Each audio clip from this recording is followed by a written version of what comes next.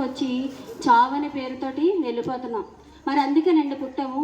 ఒక కోడి చూడండి, అది మనం పెంచుకున్న తర్వాత అది మనకు ఉపయోగపడుతుందని పెంచుకుంటాం.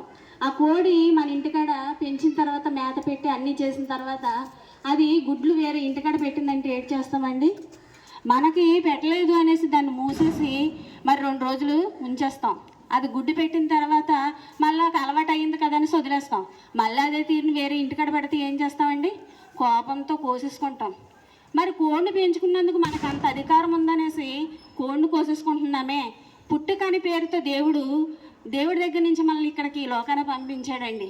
మరి భూమి మీదకి వచ్చిన మనము దేవుడి పని కాకుండా మరి మన ఇష్టం వచ్చినట్టు బ్రతుకుతే దేవుడు అడగడండి.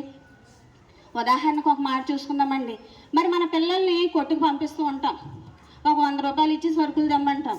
తెచ్చిన తర్వాత ఆ మిగిలిన డబ్బులు అనేసి లెక్కలు అడుగుతాం. మరి లేదు అయిపోయి అమ్మంటే ఏం చేస్తావు అనేసి తిరిగి లెక్క అడుగుతాం.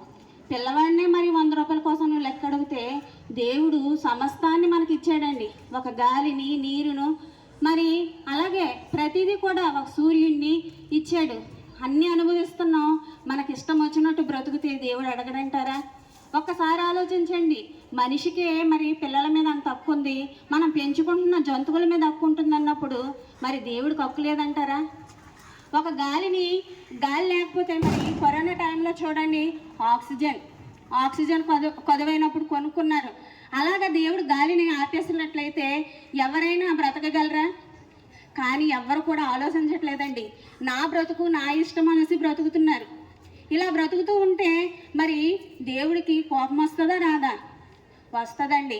ఒక్కసారి ఆలోచించండి. మరి పిల్లల పట్ల మనం ఎంతో శ్రద్ధ తీసుకుంటున్నాం, అలాగే దేవుడు కూడా మన పట్ల ఎంతో శ్రద్ధ తీసుకుంటున్నాడు. తల్లి గర్భంలో మొదలుకొని ప్రతి విషయంలో కూడా మనల్ని కాపాడుతూనే ఉన్నాడు.